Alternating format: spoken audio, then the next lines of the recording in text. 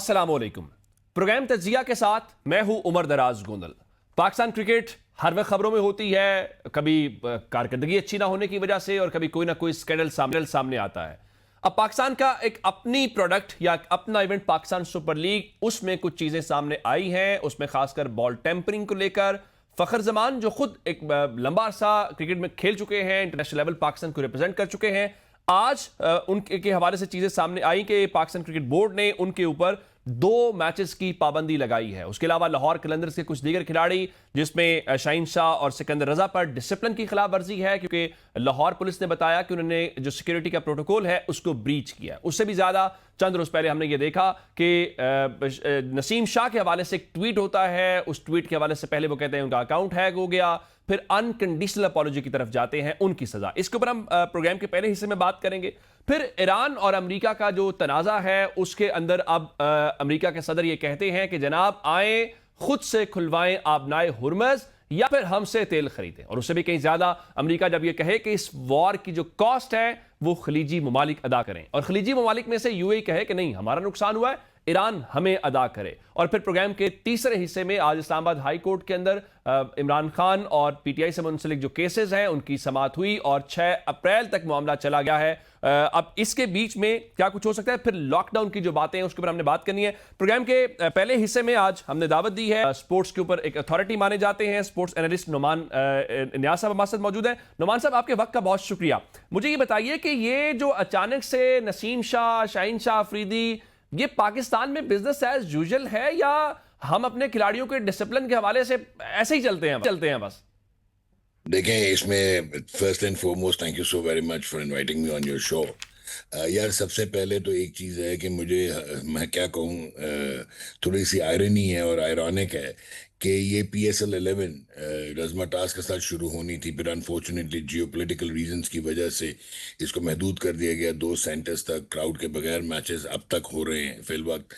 और फिर जो सलमान नसीर हैं, chief executive officer of the PSL, इन्होंने जो कप्तान हैं 8 फ्रेंचाइजेस के, उनसे ओथ लिया था, जिस ओथ में कहा गया था कि हम बेस्ट कंपटीशन करेंगे, ऑन फील्ड हमारा रवैया और ऑफ फील्ड बेहतरीन होगा।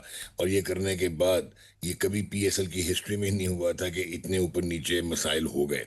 कोविड में ब्रीचेस हुए थे, सिक्योरिटी ब्रीचेस भी हुए, मेडिकल बबल के भी जो हैं वो ब्रीचेस हुए थे, बट ये कुछ अनयूजुअल हुआ कि भी शुरू ही हुआ और एक के बाद एक जो है आपने मसला देखा।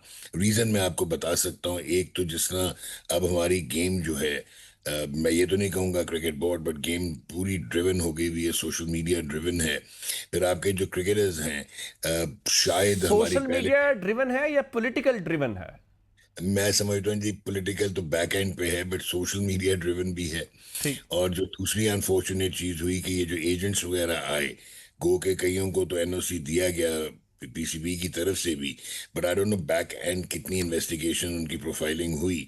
उन्होंने काफी इन प्लेयर्स की मेंटालिटी को चेंज किया है। ठीक। अब यहाँ तक है कि कुछ ऐसे मैनेजर्स भी हैं जो ये कहते हैं कि जी हम आपका करियर बना देंगे, हम आपको खिलवा देंगे। ठीक। सो जब आप इस तरफ चले जाएं, then you tend to fall astray. अब जो आपने ये नसीम शाह वाला जो इंसिडेंट हुआ है, अब आपकी वो बात आती है कि हमारी इतनी पॉलिटिकली पोलराइज सोसाइटी हो चुकी है कि वो नॉइज बहुत क्रिएट होती है। मैं नुमान साहब आपको रोक के जरा मैं एक और सवाल खासकर नसीम के हवाले से, समझते हैं कि जो उनकी सजा हुई है वो फेयर सजा है, इतनी ही सजा बनती थी अगर प्रोपोर्शनली बात की जाए, या आप समझते हैं कि पॉलिटिकल मोटिवेटेड है? अगर वहां पे सोशल मीडिया ड्रिवन है तो यहां पे भी कोई पॉलिटिकली शायद सेटिस्फाई किसी को किया गया है, या कम से कम ये कहा गया कि देखें हमने इलाज कर दिया है? नहीं, इसमें आप देखें, आप जितना सोचना चाहे सोच सकते हैं, क्योंकि हम ऑब्वियसली डाइवर्स हैं, पॉलिटिकली भी डाइवर्स हैं। लेकिन अगर मैं पॉलिटिक्स को एक साइड पर रख के एक प्रैग्मेटिक एनालिसिस करूं, हाँ। तो जब आप एक कॉन्ट्रैक्ट साइन करते हैं तो आप SOPs होती हैं और कुछ आपके TORs होते हैं जो आपने फॉलो करने होते हैं और आपकी ऑब्लिगेशंस होते हैं। It is just like a government servant है, ठीक। वो ना जुडिशरी पे बोल सकता है, ना पॉलिटिक्स पे बोल सकता है, ना वो जो है मिलिट्री स्टैब्लिशमेंट पे बोल सकता ठीक। है, फिट एंड स्क्वायर। तो इसी तरह जब आप पाकिस्तान के एम्बेसडर हैं, you are playing for Pakistan, और आप पाकिस्तान के क्रिकेटर हैं, और आपने आपका जो गवर्निंग अथॉरिटी है वो पाकिस्तान क्रिकेट बोर्ड है, ठीक। आप सिर्फ एक जाविये से देख रहे हैं कि उन्होंने एक खास पॉलिटिकली मोटिवेटेड ट्वीट कर दी, हम्म, लेकिन आप ये नहीं देख रहे कि उसमें ये लिखा, जो उसका टोटल आप कहेंगे सब्जेक्ट था, वो सारा डायरेक्टली पॉइंट आउट करता था पाकिस्तान क्रिकेट बोर्ड पे भी। राइट। क्योंकि क्रिकेट बोर्ड के बारे में भी तो तनकीद हो गई ना, कि अगर आप इस तरह का जो है वो वेलकम दे रहे हैं, तो आप अपनी ही ऑर्गेनाइजेशन को, जो कि आपको तनख्वाह देती है और जो आपको आपकी गवर्निंग अथॉरिटी है, अब उनको भी क्रिटिसाइज लेकिन करें। नोमान साहब, उसमें कहा जा रहा है, जिस तरह आपने मैनेजर्स की बात की है, कि अगर आप सोशल मीडिया मैनेजर को हटा रहे हैं या बैन कर रहे हैं तो उसको अलग से सजा है। फिर प्रोपोर्शनली देखा जाए तो फिर नसीम शाह या तो ये कहे ना कि नसीम शाह ने खुद से ट्वीट किया है, अगर सोशल मीडिया टीम ने किया तो वो आपने उसका इलाज कर दिया, उसके बाद नसीम शाह को इतनी सजा मिलना, इस पे सवाल है कि एक वक्त में दो लोगों को दो सजाएं कैसे हो सकती हैं? अच्छा, इसमें दो सजाएं इस तरह हो सकती हैं। नंबर वन, कि जब सोशल मीडिया हायर जिसने किया है वो रिस्पॉन्सिबल है। ठीक। क्या आपका मैनेजर आपके पूछे बगैर ट्वीट्स कर रहा था? राइट। अगर आपके पीछे बगैर ट्वीट कर रहा था तो फिर अगेन आपका लैप्स है। और अगर आपसे पूछ के कर रहा था तो आप अगेन जो है इम्प्लीकेट होते हैं। और दूसरा एक और चीज बड़ी क्लियर है, जी। बात बहुत हो रही है कि जी ये 20 मिलियन का जो फाइन हो गया, 2 करोड़ का, ये बहुत ज्यादा हो गया, हिस्ट्री का बेस्ट हो गया, ये प्रोपोर्शनेट है या नहीं है। इस ब्रीच पे जब आप वायलेशन करते हैं, आप छोड़ दें पॉलिटिक्स को, ठीक। जब आप वायलेशन करते हैं कोड ऑफ कंडक्ट की, तो आपको बैन भी किया जा सकता था, आपको 1 साल का 2 साल का बैन लगाया जा ठीक। सकता था, आपको पीएसएल से सस्पेंड किया जा सकता था कोड ऑफ कंडक्ट पे।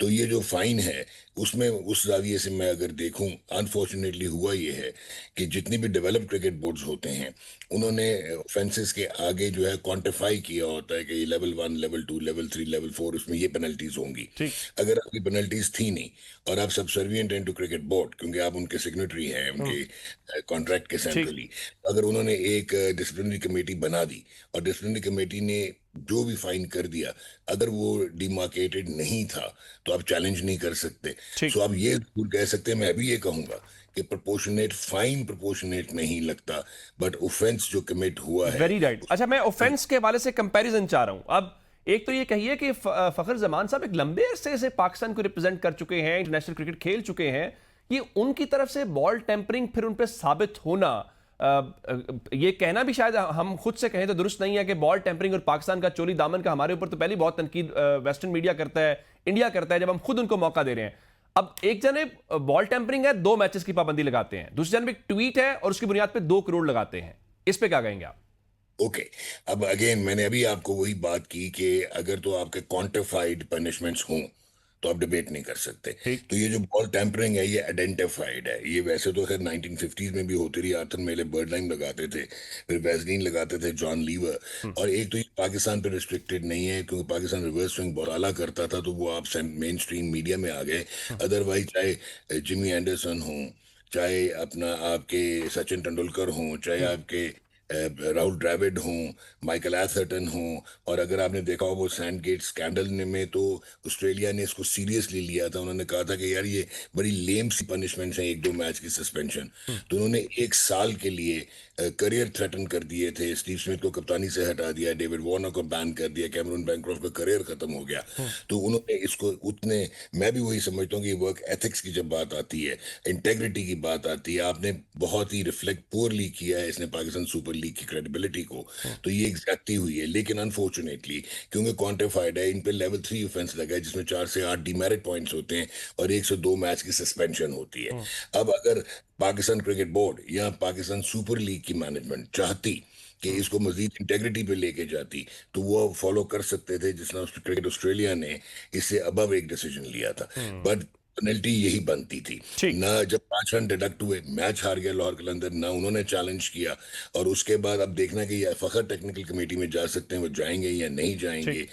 ये है कि it's a proven case of altering the state of very right. हमने प्रॉब्लम्स की बात कर ली, इश्यूज की बात कर ली, सोल्यूशन के हवाले से बात करना जरूरी है।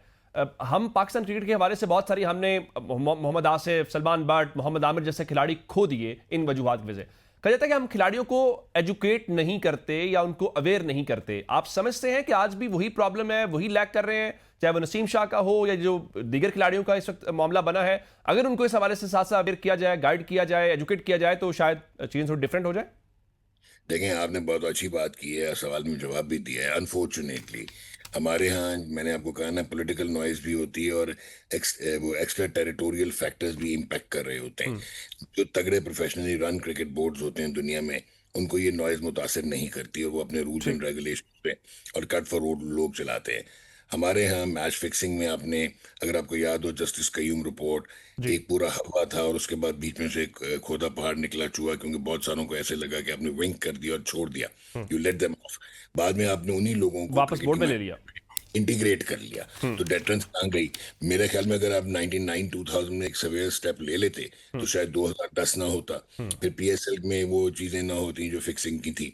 तो जब तक आप professionally run cut for role लोगों के साथ नहीं लेके चलेंगे और आप एक प्रोसेस ड्रिवन पाथवे नहीं आइडेंटिफाई करेंगे, it's not only the cricketing pathway, cricket is an industry जो ये पैरेलल्स हैं इसके साथ, जिसमें एथिक्स आती हैं, वर्क एथिक्स आती है, इंटेग्रिटी आती है, डिसिप्लिन आता है। ठीक। वो जब तक आप नहीं कर पाएंगे, अगर आप एक को छूट दे देंगे, दूसरे को आप रख लेंगे, आपने उनको रखा होगा जो कि एक जमाने में कंडेम्ड थे, तो फिर ऑब्वियसली आप कोई इतनी अच्छी डेटरेंस क्रिएट करते नहीं है। बड़ा तो हाई हाई राइटली टाइम। आपने इसको कंक्लूड किया और डेटरेंस का लफ्ज आपने इस्तेमाल किया। नुमान नियाज़ साहब, आपका शुक्रिया अदा करेंगे। और चूंकि डेटरेंस दिफा का एक लफ्ज है, तो हम ब्रेक पे जा रहे हैं। जब ब्रेक से वापस आएंगे तो ईरान के हवाले से डेटरेंस दिफा, वहां क्या चल रहा है जंग के बारे में, उसके बारे में बात करते हैं ब्रेक के बाद।